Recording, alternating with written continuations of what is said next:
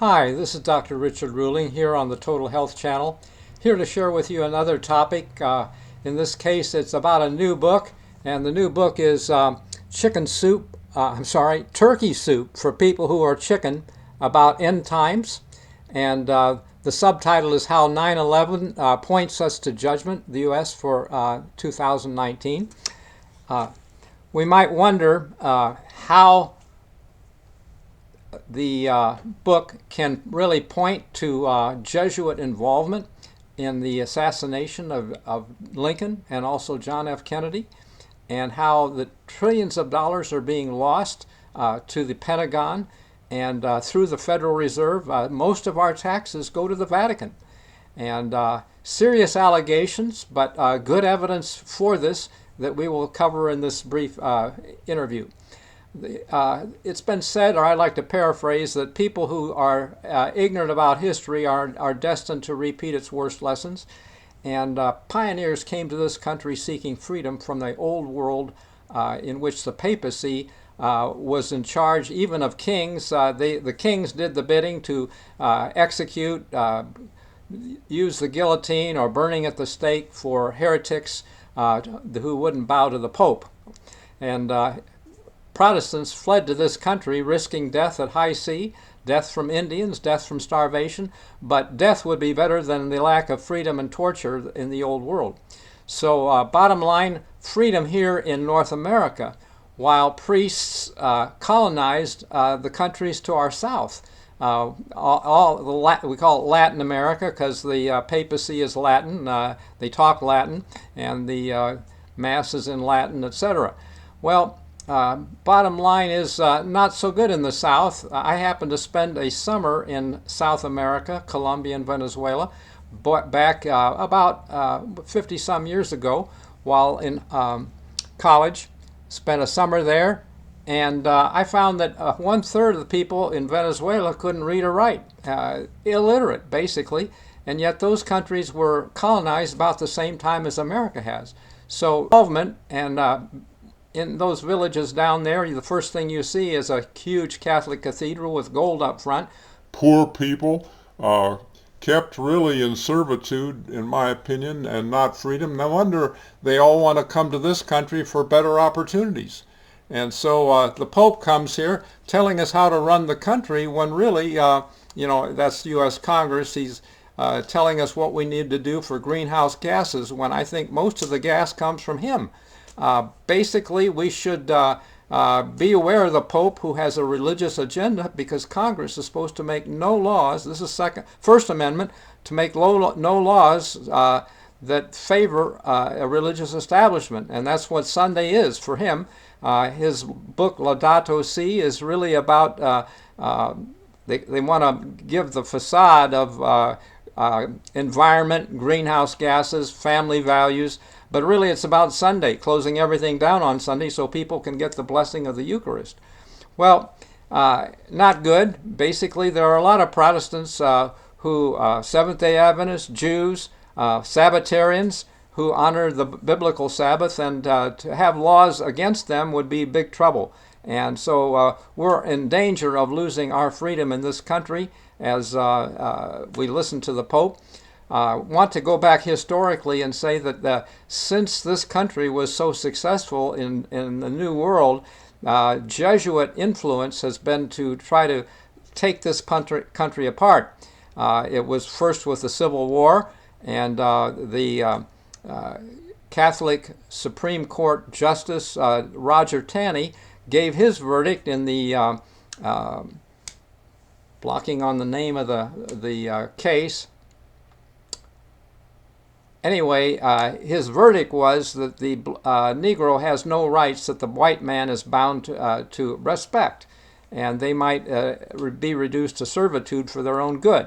Not really. I don't think that the Negro people understand that situation, or they really wouldn't want to be Catholic.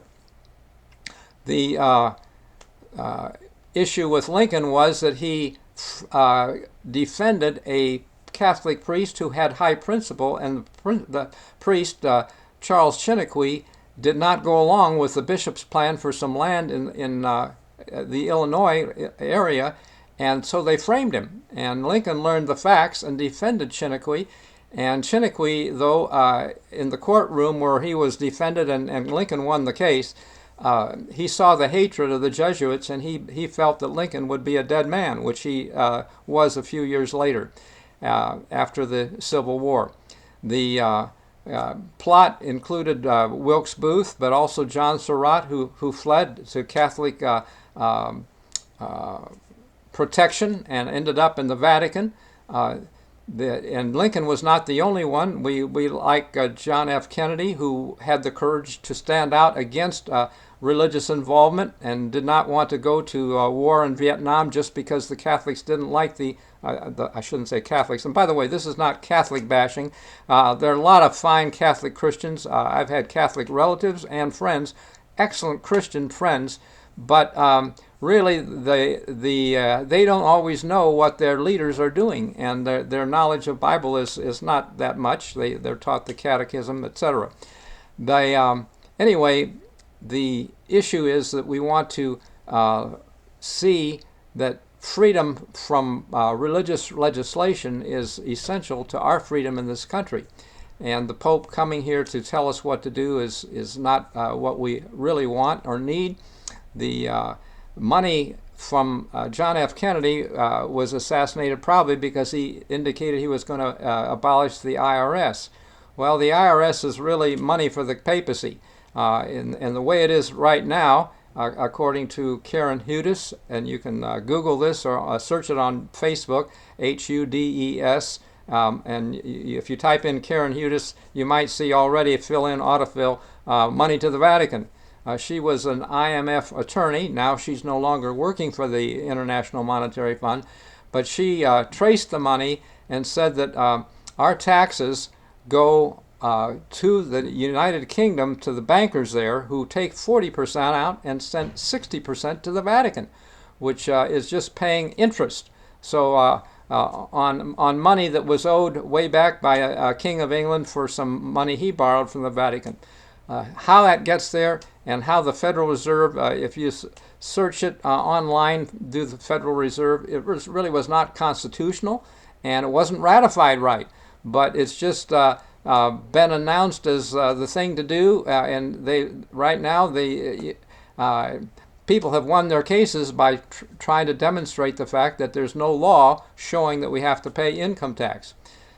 Anyway, enough of that. Another issue is that on the eve of 9/11, on the 10th of November, Donald Rumsfeld announced a $2.3 trillion deficit or missing from the Pentagon. And the next morning, a missile hits the accounting department so that no accounting could be made. Interesting facts. How does a Muslim trained on Cessna airplanes hijack a jumbo jet, get past all the security, and is able to fly it into the accounting department? Now, I don't think so. The first observer on the scene, I saw a video where he said that he could see no wings, no fuselage, no evidence of an airplane. It was a missile that destroyed that accounting department, killed the accountants in that area, and so on. And now no money can be traced. 9/11 was bigger than that, though. It was 1,000 engineers signed a document saying that there's no way that jet fuel could take down those steel-beamed buildings. So obviously there are forces behind this, and only the U.S. intelligence could have coordinated it all. And so we're looking at America against America being divided against itself. It cannot stand. Those were Lincoln's words, a house divided against itself. So we're seeing that coming to perhaps Civil War number 2, and how to be ready for it. I think it's an issue that I'd just like to suggest the information in this book again, Turkey Soup for the Soul, for people who are chicken about end times. And you can get a copy free on this coming Saturday, January 12th, on Amazon. And if it's some other day, it's not expensive. $2.99 is just the price of a less than price of a pizza or something. But this is food for the mind and how to be ready for what's coming. So give it a look and a like. If you like this video, it's Protestant purely, But and this is not against hate against individual Catholics. It's just against the system that's going to take our freedoms and bring tyranny. So thank you for giving it a look, and God bless you till next time.